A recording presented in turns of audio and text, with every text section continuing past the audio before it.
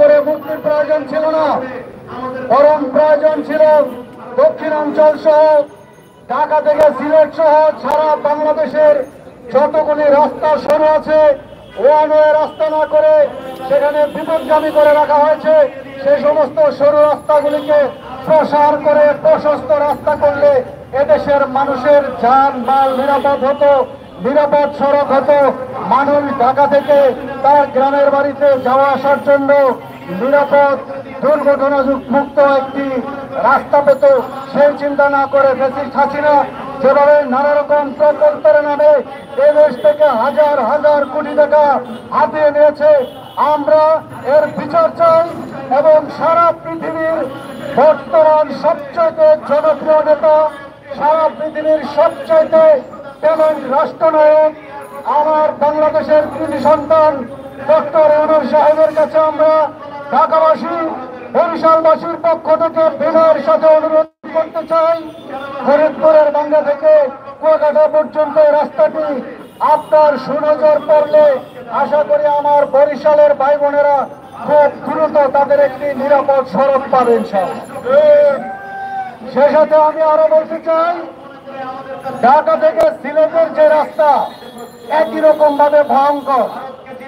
আমরা ঢাকায় বসে সারা বাংলাদেশ থেকে ঢাকায় আসা যাওয়ার মানুষগুলোকে নিরাপদে ঢাকা আসুক, নিরাপদে বাড়িতে যাক, নিরাপদ সড়ক হোক, সেজন্য আমরা চাই সারা বাংলাদেশে বরিশাল অঞ্চল সহ সিলেট হয়ে যে সমস্ত রাস্তাগুলি সংকুচিত আছে প্রশস্ত করবেন এবং সারা বাংলাদেশের মানুষের কর্মসংস্থানের জন্য ভালো টেকসই প্রকল্প নেবেন, এই আশাবাদ ব্যক্ত রেখে সবাইকে ধন্যবাদ জানিয়ে আমার সংক্ষিপ্ত আলোচনা এখানেই শেষ করছি।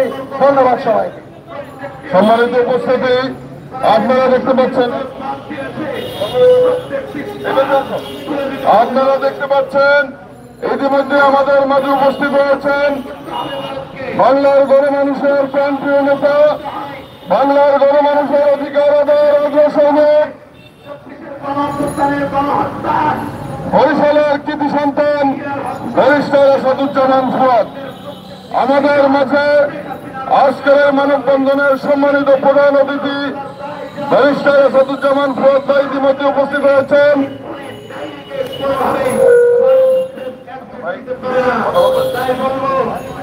এই পর্যায়ে বক্তব্য রাখবেন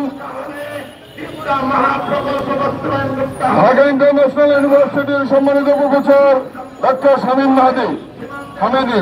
ডক্টর শামীম হামিদি ভাই বক্তব্য রাখবেন।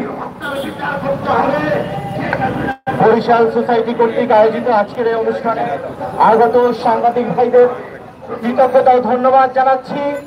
বরিশাল এমন একটি জনপদ যেখানে বাংলাদেশের অন্যতম মানুষদের জন্ম হয়েছে।